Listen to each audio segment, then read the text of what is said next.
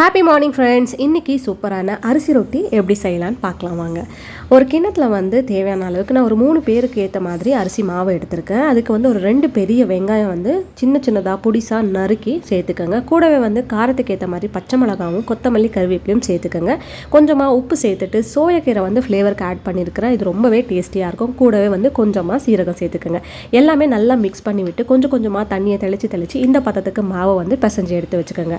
ஒரு வெள்ளை கலர் துணியை நல்லா தண்ணியில் நினச்சிட்டு இந்த மாதிரி ஒரு ரொட்டி மனைக்கு மேலே இல்லை தட்டுக்கு மேலே நீங்கள் போட்டுட்டு நல்லா இந்த மாவை உருட்டி ஸ்ப்ரெட் பண்ணி விடுங்க. இந்த மாதிரி ரொட்டி பதத்துக்கு. அதுக்கு அடுத்து நீங்கள் தவாவில் போட்டு 2 பக்கமும் நல்லா எண்ணெய் விட்டு வேக விட்டு எடுத்திங்கன்னா சூப்பரான அரிசி ரொட்டி ரெடி ஆகிடும்.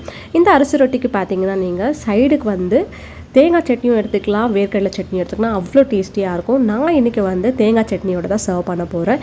இந்த ரொட்டி எப்படி இருக்குன்னு நீங்களும் வீட்டில் செஞ்சு பாருங்கள். Bye bye, take care.